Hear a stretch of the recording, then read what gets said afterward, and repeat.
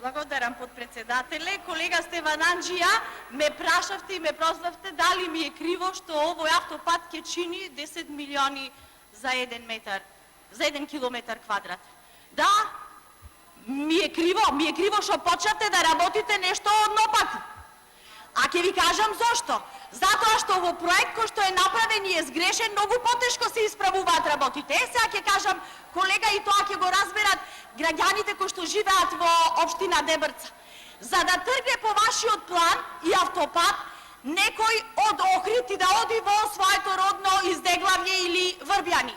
Прво треба да стигне според вашиот проект во Кичево и да се врати назад за да се приклучи и да влези во своето родно село. Значи треба да го излети целиот пат од Охрид до Кичево за да се врати до Дебрчкото село Издеглавје.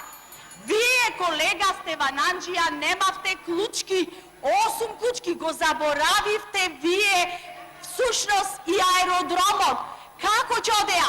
За да оди некој од Охрид до аеродром, бидејќи од другата страна на автопатот, прво до Кичево требаше да оди и да се врати назад од Кичево да оди на аеродром. Тоа е вашиот проект. Сега што се однесува до ова што денес ние го донесуваме, вие точно ви кажа и министерот, многу лажите. Целата македонска јавност треба да знае дека овдека станува збор за приклучување на анекс договори со одредени претходни договори кои што се склучувале во 2013. Сега новите анекс договори да се приклучат во еден закон со кој што се дефинирани 4 члена и на крај, ако бевте троа малку искрени пред македонската јавност, ќе прочитавте. Законот не повлекува обврска за обезбедување дополнителни финансиски средства. Тоа ви покажува дека овдека лажите, манипулирате. Не станува збор за ништо што е поврзано со пари. Тоа претходно беше донесено и сега само се надоврзуваат анексите за да може по словото на законот да продолжи изградбата на автопатот кој што, како што кажав, го сгрешивте, колега. Го сгрешивте затоа што не предвидовте дека живеат луѓе во Дебрца.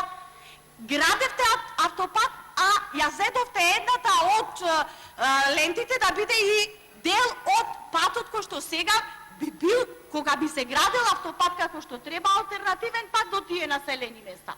И тоа ќе немаше проблем. Ке им дадевте шанса на овие граѓани кои што живеат во овие приградски населби да може да си стигнат до своите домови.